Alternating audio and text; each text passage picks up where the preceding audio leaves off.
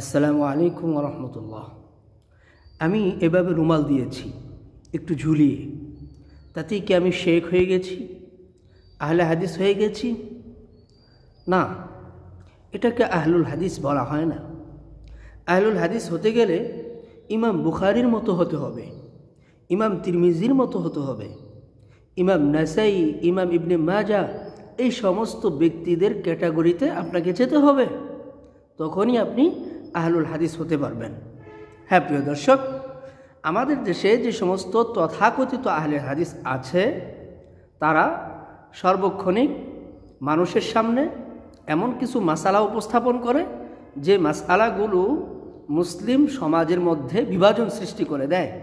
গত কিছুদিন পূর্বে মুজাফফর বিন মুহসিন সাহেব এক বক্তব্যে বললেন, আপনি যদি কোরআনের তর্জমা না জেনে সেই কোরআন তেলাওয়াত নামাজের মধ্যে করেন, এভাবে যদি আপনি 80 বৎসরও সালাত আদায় করেন, আপনার সালাত কোনো কাজে লাগবে না। প্রিয় দর্শক, আমি এক্ষেত্রে সত্যিকার অর্থে মুজাফফর বিন মুহসিন সাহেবকে জিজ্ঞেস করতে চাই, আপনি কি মুসলিম, নাকি ইহুদি খ্রিস্টানদের কোনো এজেন্ডা বাস্তবায়ন করার জন্য মাঠে নেমেছেন? প্রিয় দর্শক, আমরা জানি আল্লাহ রসুল সাল্লাল্লাহু আলাইহি ওয়াসাল্লাম বলেছেন, যদি কোনো ব্যক্তি কালামে মাজিদ থেকে একটি হরফ পড়ে, তার আমল নামায় 10টি নেকি লিপিবদ্ধ করা হয়। অথচ এ ব্যক্তি বলতেছে, যদি কোনো ব্যক্তি নামাজের মধ্যে কোরআন তেলাওয়াত করে আর যদি তার অর্থ না বুঝে, তাহলে সেই ব্যক্তির আমল নামায় নামাজের সোয়াব লিপিবদ্ধ করা হবে না, তার নামাজই হবে না।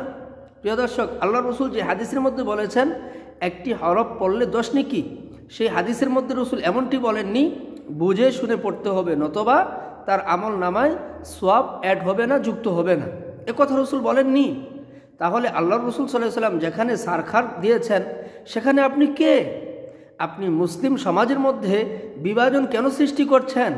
শুধু কি এটাই? যারা নামাজ পড়ে না কোনো কারণবশত, তাদেরকে আপনি কাফেরের তকমাও লাগাচ্ছেন। এটা কোন ধরনের দৃষ্টিভঙ্গি আমি আপনার কাছে জানতে চাই। আহলুল হাদিস এবং সালাফি মানহাজের সমস্ত ব্যক্তিদের কাছে আমার প্রশ্ন, আপনারা তো নামাজের মধ্যে কোরআন তেলাওয়াতের তর্জমা বোঝার কথা বলেছেন, একটাবার তো এই কথা বলেন না যে কোরআন তেলাওয়াত বিশুদ্ধ করতে হবে, তারপরে নামাজ পড়তে হবে। একজন মানুষ যদি কোরআন তেলাওয়াত বিশুদ্ধভাবে পড়তে না পারে, তাহলে সেই ব্যক্তির নামাজ হচ্ছে কি হচ্ছে না, এ ব্যাপারে তো আপনাদের কোনো ভূমিকা নেই। আমি যতটুকু জানি, আহলুল হাদিস এবং সালাফি মানহাজের লোকদের মধ্যে এমন ব্যক্তিবর্গ রয়েছে 90% যাদের কোরআন তেলাওয়াত বিশুদ্ধ নয়, সূরা ফাতিহাটা বিশুদ্ধভাবে পড়তে পারে না, মাখরাজ ঠিক নেই, তাসবিহ ঠিক নেই। মুজাফফর বিন মুহসিন সাহেব, আপনি এই কথাগুলো কেন তুলে ধরলেন না? তার মানে কি? তার মানে হচ্ছে একজন মুসল্লিকে, একজন নামাজি ব্যক্তিকে আপনি মসজিদ থেকে দূরে সরিয়ে দেওয়ার পায়তারা চালাচ্ছেন। প্রিয় দর্শক, তাই বলি, এই সমস্ত আহলুল হাদিসরা প্রকৃতপক্ষে শিক্ষিত নয়, এরা হচ্ছে অশিক্ষিত, এরা হচ্ছে বর্বর। এরা মুসলিমদের মাঝে শুধুমাত্র বিভাজন সৃষ্টি করতে পারে, কখনো মুসলিমদের মধ্যে সুরাহা সৃষ্টি করতে পারে না।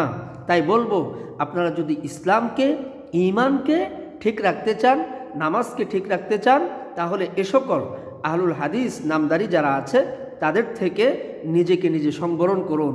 আল্লাহ তাআলা তৌফিক দান করেন। আজকে এই পর্যন্তই। ভালো লাগলে লাইক, কমেন্ট, শেয়ার করবেন, সাবস্ক্রাইব করে পাশে থাকবেন।